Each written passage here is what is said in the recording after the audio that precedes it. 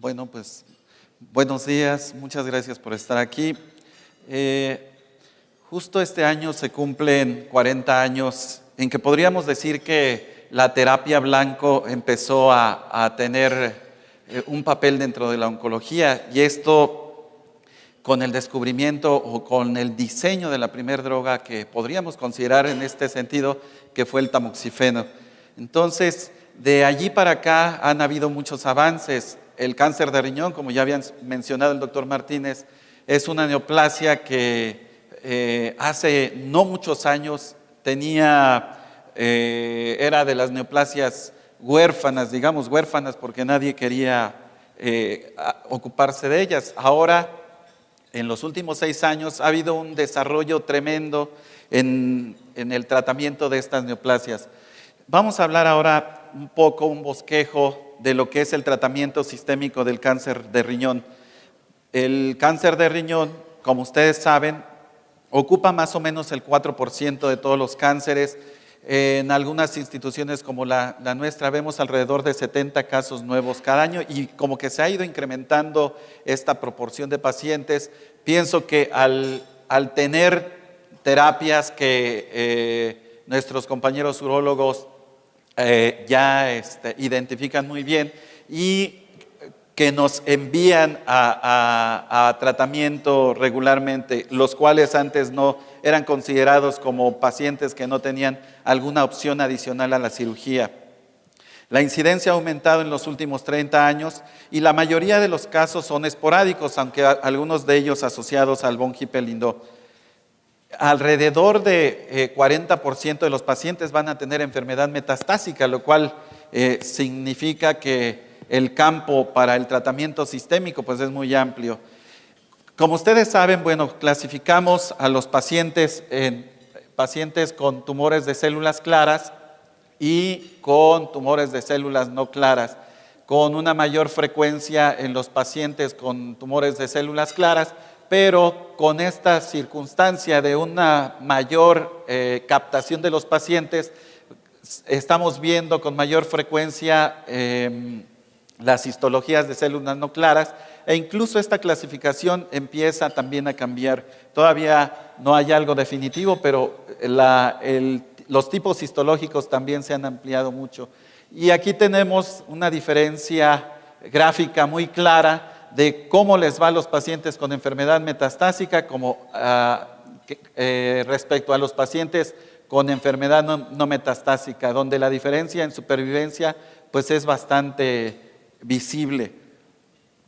Ahora, los factores pronósticos que empleamos regularmente en todos los ensayos clínicos, aunque recientemente, bueno, también se ha considerado otro tipo de factores como el número de metástasis, originalmente son estos: el Karnofsky menor de 80%, la DHL mayor a 1.5, el límite superior normal, la hemoglobina baja menor al límite inferior normal, el calcio elevado mayor a 10 miligramos sobre decilitro, tiempo del diagnóstico al tratamiento menor de 1 año. Estos los tenemos que tener muy presentes porque con estos factores son con los que nosotros damos el primer paso para, bueno, después de tener la histología al tratamiento. Entonces tenemos que cuando los pacientes solamente eran tratados con citoquinas,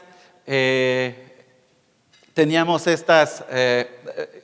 con estos factores de riesgo, tenemos que las supervivencias más o menos iban en este sentido, los cuales son fáciles de recordar: mediana de supervivencia en buen pronóstico 20 meses, intermedio 10 meses y malo 4 meses. O sea, casi cada una de ellas duplica al riesgo previo. Vamos a ver que estos criterios actualmente han agregado un mayor 2 o más sitios de metástasis viscerales. Este criterio regularmente se está empleando en los diferentes ensayos clínicos. Y como decíamos, un factor importante es el von Hippel-Lindau, que asociado o con la cascada del factor inducible por hipoxia, pues nos lleva a toda esta serie de factores de señales que nos van regularmente a traducir diferentes tipos de enfermedades. El von Hippel-Lindau, como habíamos dicho, asociado a los cánceres de células renales, algunos otros factores como el CIMET, que están asociados al papilar tipo 1, algún otro factor asociado a los tumores cromófobos, y finalmente todo esto nos va a llevar a las diferentes terapias que nosotros vamos a tener para cada una de ellas. Pasando desde los inhibidores de tirosina quinasa, los anticuerpos, los inhibidores del mTOR e inhibidores del c-MET. Aquí en esta flecha tenemos cómo ha ido la evolución y como decíamos, en los últimos años es cuando más tratamientos se han desarrollado. Aquí en estas tablas probablemente nos falten todavía algunos fármacos que ya están viéndose resultados bastante favorables, como es el axitinib en primer lugar y el tivozanib, que en el último ASCO se presentaron sus resultados versus sorafenib. Algo que debe quedar muy claro es en qué momento vamos a utilizar cada una de las terapias. Si nosotros tenemos disponibles todas las terapias, que no lo es así, eso en nuestra realidad es así, pero las terapias que tengamos disponibles hay que darles el mejor uso posible. ¿Sí? Tenemos que, en primera línea, está bien establecido de acuerdo a los ensayos clínicos, dependiendo de si se encuentran dentro de un pronóstico bueno o intermedio o un pronóstico malo, que en general ya prácticamente es la manera en que las agrupamos, vamos a tener bien definido qué es lo que vamos a utilizar. Y esto lo vamos a ver en las diapositivas siguientes, pero podemos adelantar algo, que en primera línea sunitinib, bevacizumab, pazopanib, son los que tienen los ensayos clínicos más firmes, digamos, para la indicación. Y temsirolimus en una línea, en pacientes que tienen un mal pronóstico como primera línea. Estos son los que tenemos como tratamiento estándar de primera línea. Y en terapias subsecuentes van a depender mucho de lo que utilicemos previamente en la primera línea para decidir la terapia subsecuente. Por ejemplo, everolimus, que se ha estudiado posterior al uso de tirosina quinasa, axitinib, que está en su ensayo clínico posterior a citoquinas e inhibidores de tirosina quinasa y anticuerpos. Sorafenib, que únicamente tiene el estudio en donde es posterior a citoquinas. Y bueno, vamos a ver más adelante qué otros tratamientos podemos emplear ya de una manera más detallada. Para los pacientes con riesgo pobre y con histología de células no claras, el temsirolimus es la única terapia que tiene un estudio como tal enfocado para ese grupo de pacientes. Ahora, aquí tenemos las características de los diferentes estudios, sobre todo los estudios de primera línea. ¿Sí?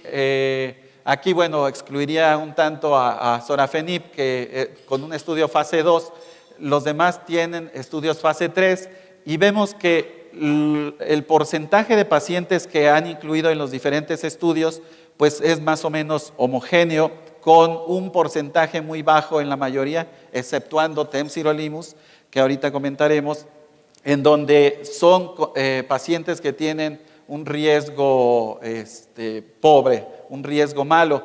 Y sorafenib, dado que este estudio fue enfocado más a los pacientes que tenían un riesgo malo y algunos de un 30% de intermedio, está más enfocado a este tipo de pacientes.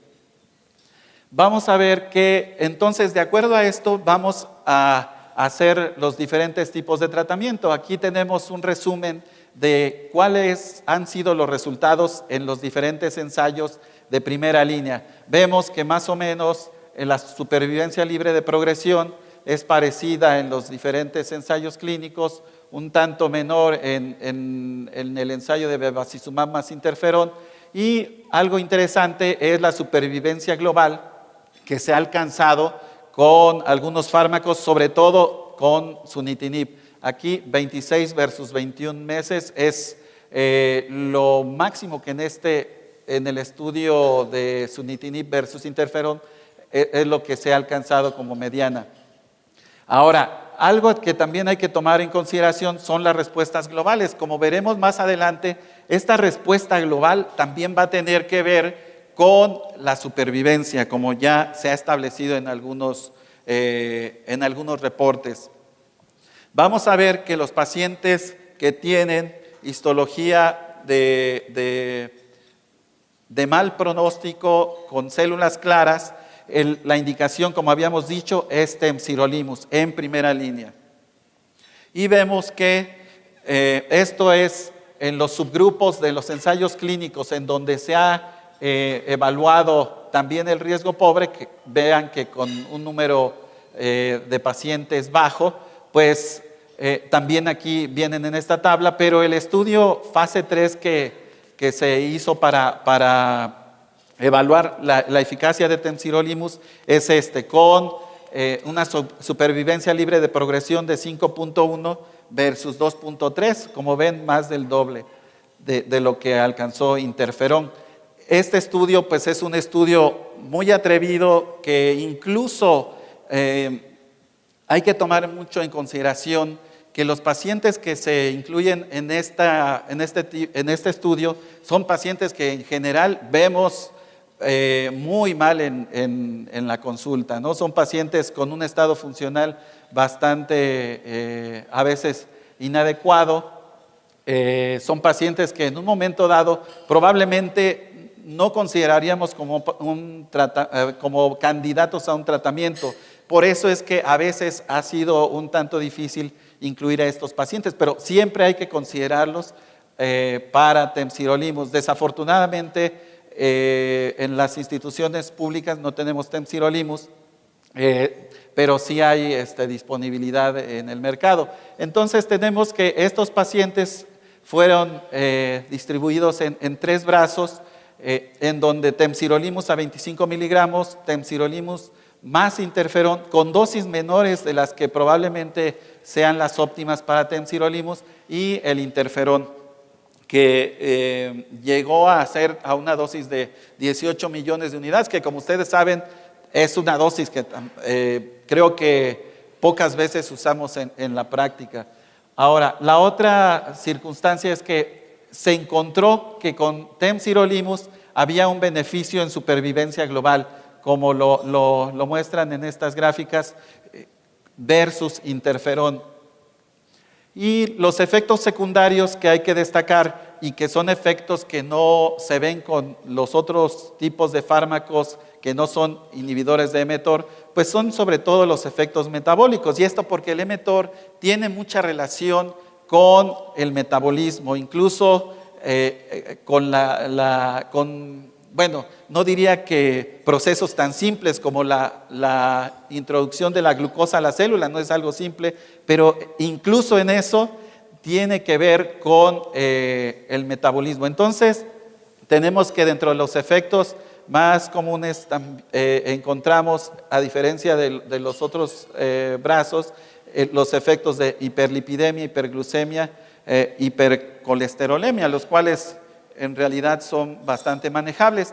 Y dentro de todo esto que se ha estado haciendo para tratar de encontrar biomarcadores o elementos que nos ayuden a determinar qué pacientes pudieran responder mejor, bueno, se ha encontrado que la expresión de PS6 o PAKT también están relacionados con la respuesta.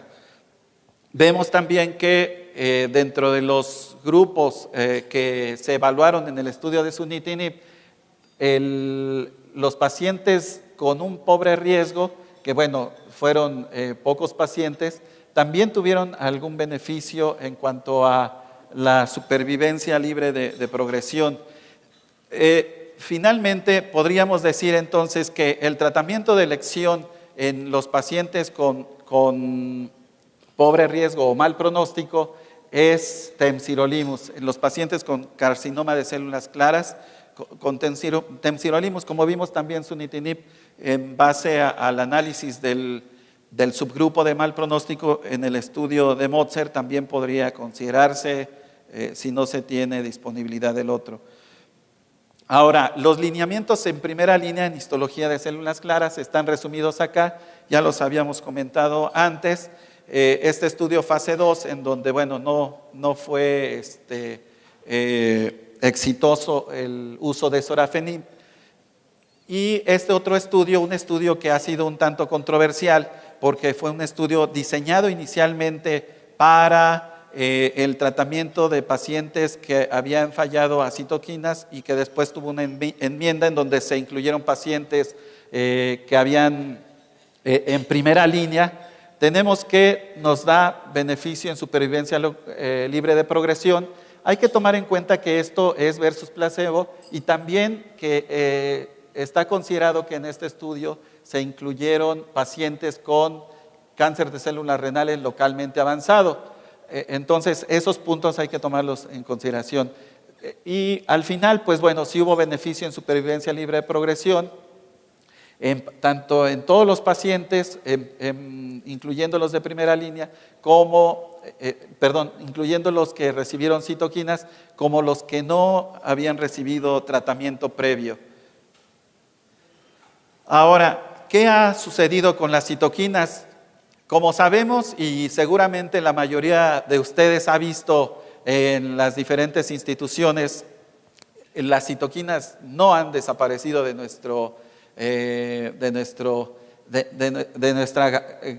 gabinete de fármacos. La verdad es que siguen siendo muy utilizadas, sobre todo por la situación de recursos que a veces tenemos o no tener los pacientes ideales, pero en el centro médico, que es de donde yo vengo, tenemos una experiencia bastante amplia con citoquinas. Esta experiencia se está empezando a analizar porque hemos visto que aun que las citoquinas ya han pasado como a un segundo término, hemos visto pacientes con enfermedad estable, respuestas parciales e incluso algunas respuestas completas. Claro, esto tiene que evaluarse más a fondo, pero algunos inconvenientes, por ejemplo, con interleucina 2, es que la toxicidad llega a ser muy importante. Nosotros también tuvimos algunas experiencias con el uso de interleucina 2 y efectivamente es un tratamiento que requiere un centro con un servicio de cuidados intensivos, porque el paciente llega a fallecer. Entonces, con los efectos secundarios, el síndrome de fuga capilar es un efecto secundario terrible. Lo que se ha reportado pues, es que hay tasas de respuesta global de alrededor del 15% o menos, y la situación es que muchas de ellas son perdurables. Entonces, como decíamos, un análisis adicional de todo esto es el uso de sunitinib en los diferentes grupos. Vemos que en supervivencia libre de progresión, en el grupo de pronóstico favorable de células claras, tenemos estos datos, 14, casi 15 meses versus 8.4. Y esto, pues bueno, lo vamos viendo en las diferentes terapias conforme va aumentando el riesgo. Conforme aumenta el riesgo, vemos que la supervivencia libre de progresión también va disminuyendo. Sin embargo, los datos son bastante favorables para sunitinib. Y aquí algo muy importante de recalcar es el HR que se alcanza en los diferentes grupos. En el grupo de riesgo, bueno, se alcanza de alrededor de 0.3, 0.37, y en el de intermedio 0.38. Esta es la supervivencia global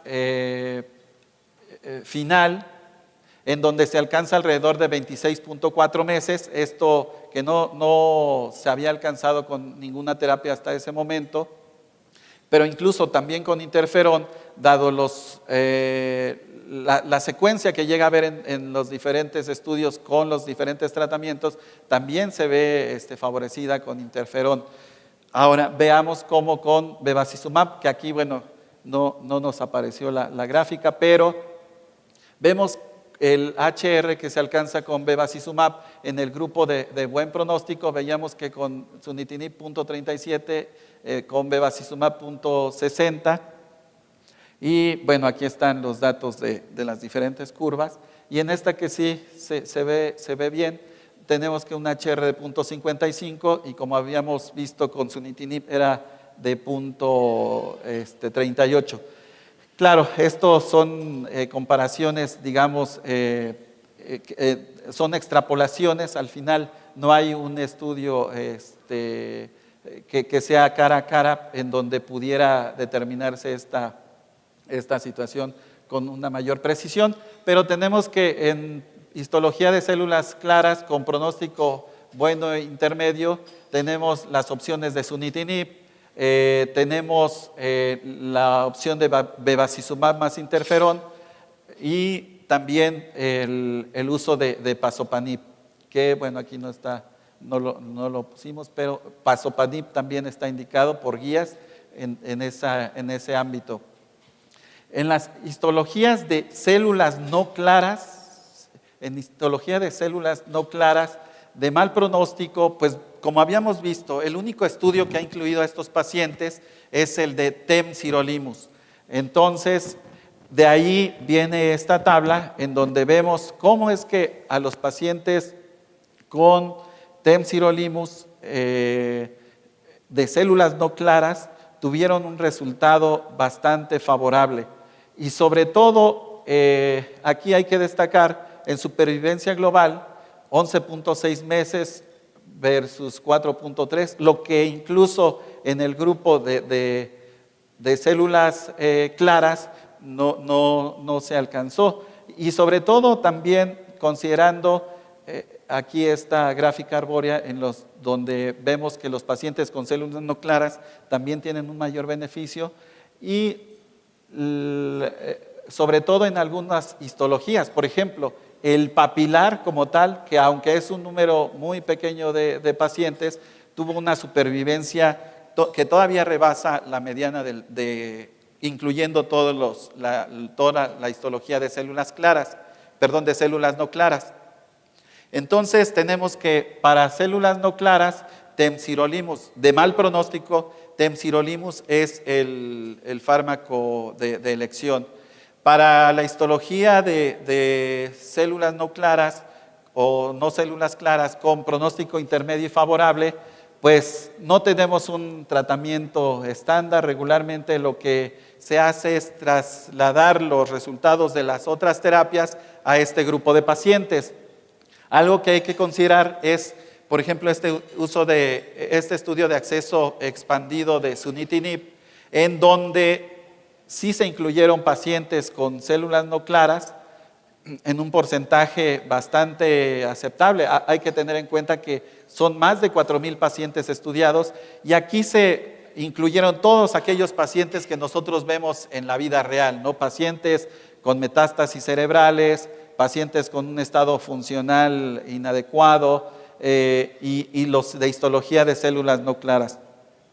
También aquellos pacientes que tuvieron sitios metastásicos y vemos que estos son los resultados que se ven con cada uno de ellos. Con la histología de células no claras tenemos que se alcanza una supervivencia libre de progresión de alrededor de 7.8 meses y una mediana de supervivencia global de 13.4 meses, lo cual es un resultado que, aunque no es un estudio ideal para determinar el beneficio en estos pacientes, pues nos indica que pudiera ser una terapia que se pueda emplear. Vamos a ver los lineamientos en el tratamiento de primera línea, que ya aquí los volvemos a retomar. Esto es de acuerdo a las diferentes guías, ESMO, la guía europea. Y en segunda línea tenemos estos resultados. Vemos el estudio Target, en donde se compara sorafenib versus placebo en pacientes con histología de células claras que ya habían tenido una falla a terapia sistémica. Perdón.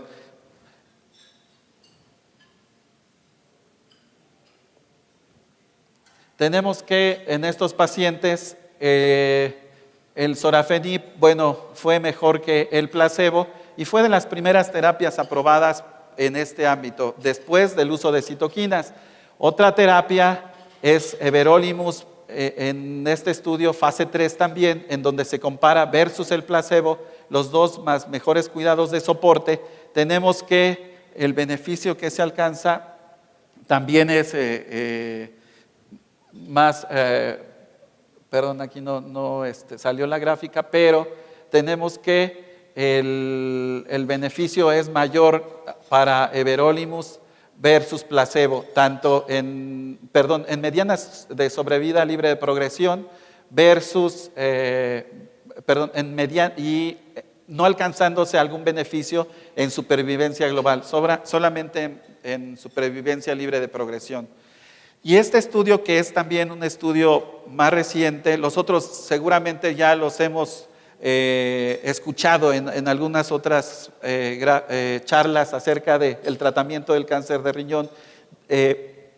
Tenemos este estudio que fue presentado en ASCO del 2011, en donde tenemos que axitinib versus sorafenib tuvo los siguientes resultados. Esto en segunda línea, después de sunitinib, citoquinas, bevacizumab e incluso temsirolimus.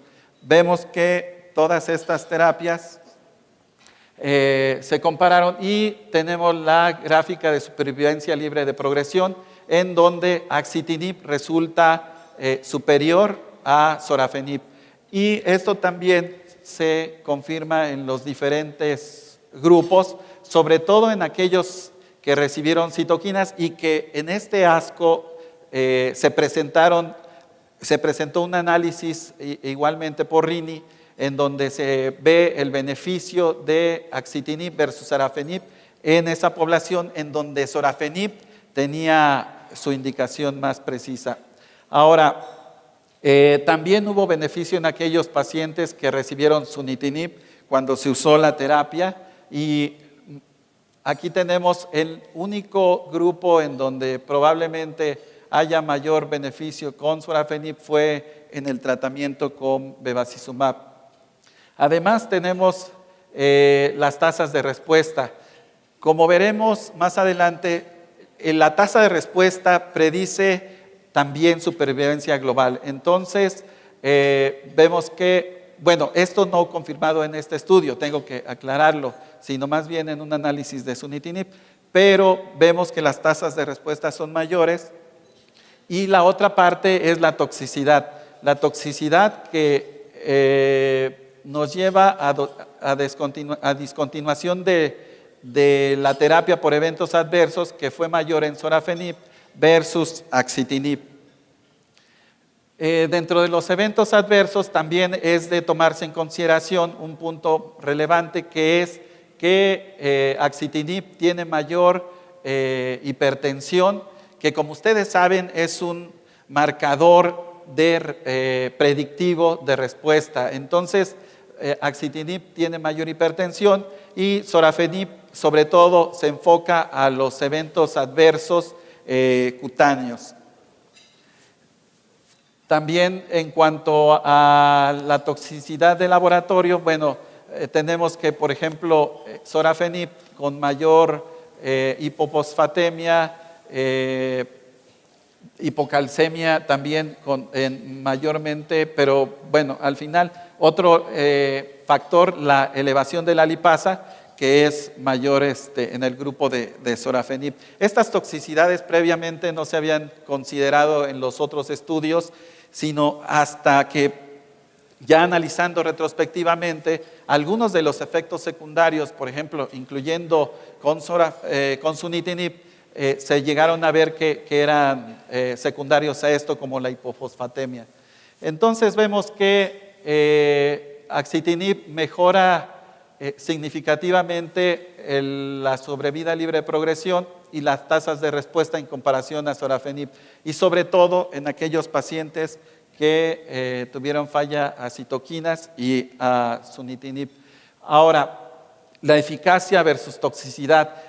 Tenemos varias fuentes de información en con los diferentes fármacos. En algunos tenemos estudios pivotes de acceso expandido y de reportes de caso. Esto también sabemos que muchos de los efectos que tenemos con estos fármacos son efectos de clase, entonces se van a repetir en los diferentes tratamientos.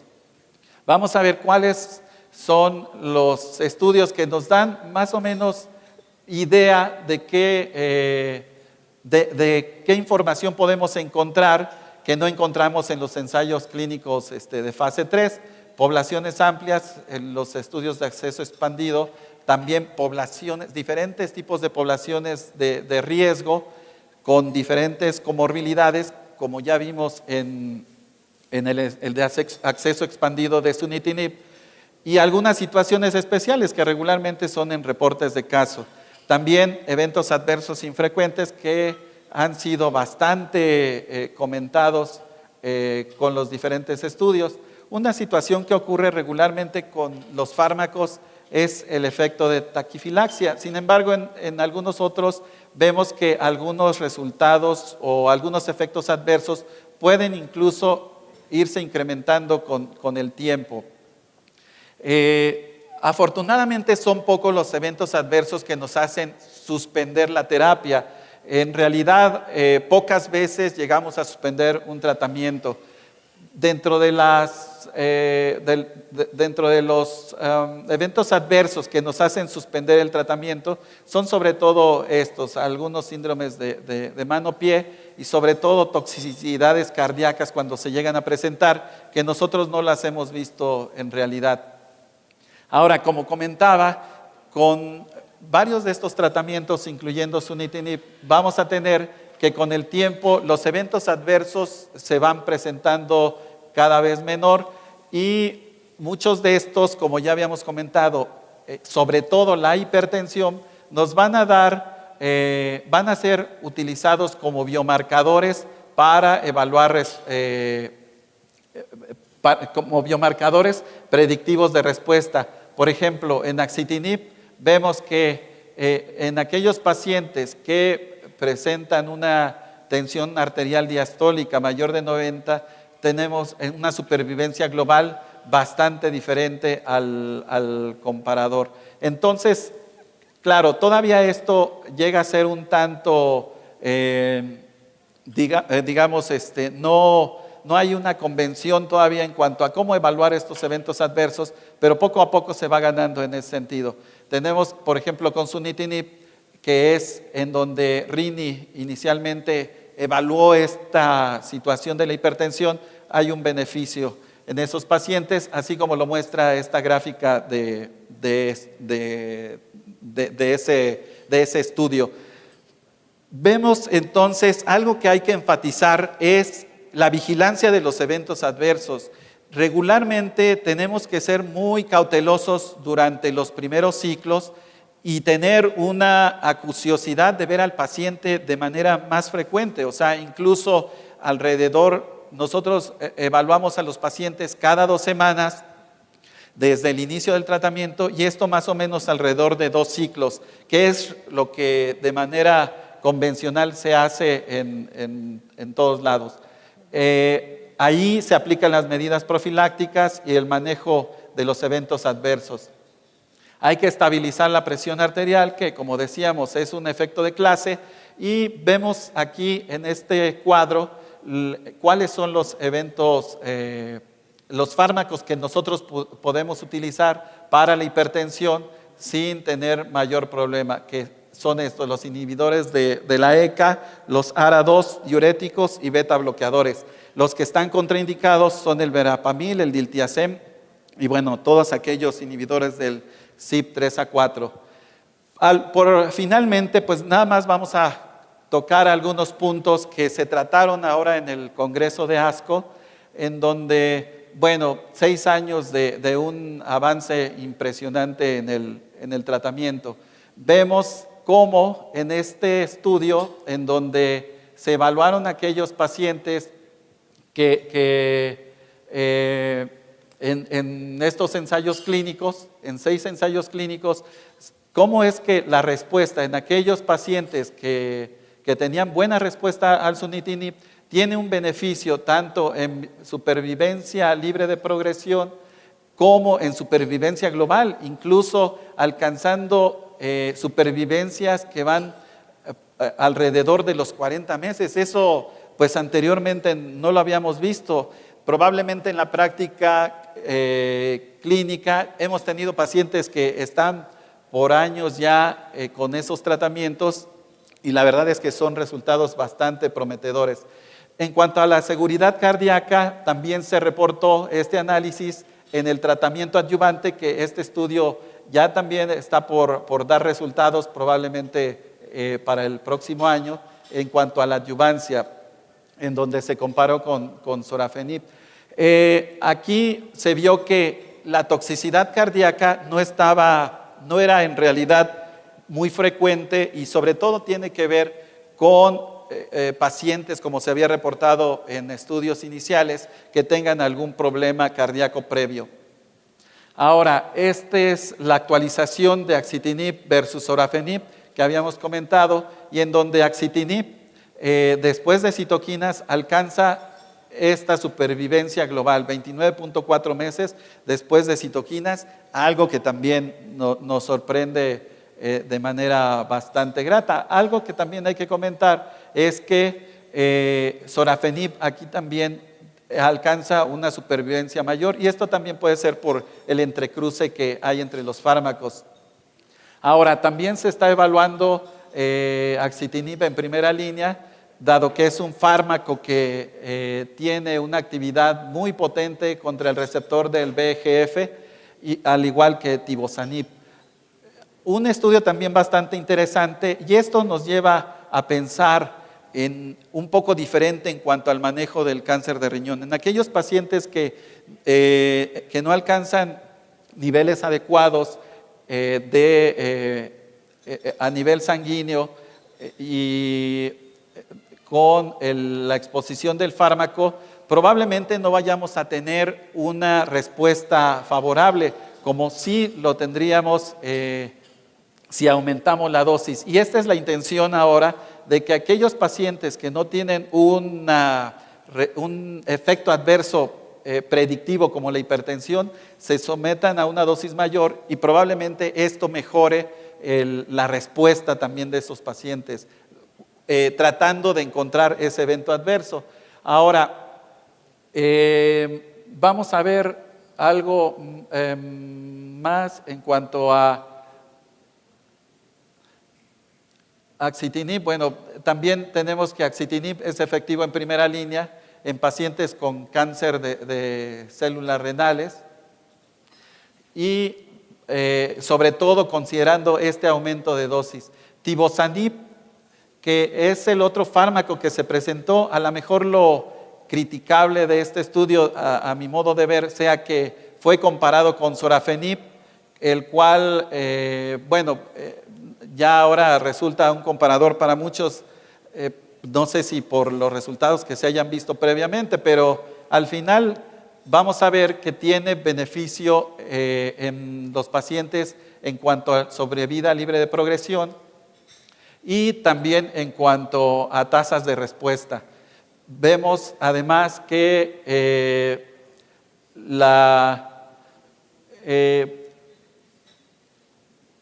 también se presentó el estudio PICES, que también es un estudio bastante controversial, en donde se evaluó la preferencia de los pacientes. Esto es un análisis novedoso que, sin embargo, adolece de algunas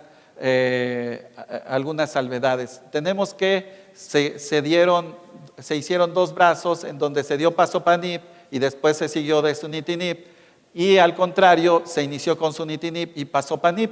Entre estos cambios se hizo una evaluación en los pacientes en cuanto a la preferencia de cada uno de los fármacos.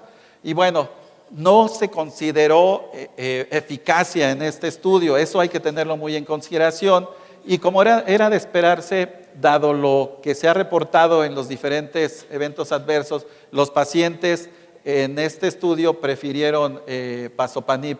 Sin embargo, esto implica un análisis mucho más profundo para ver las situaciones que podríamos considerar con esto.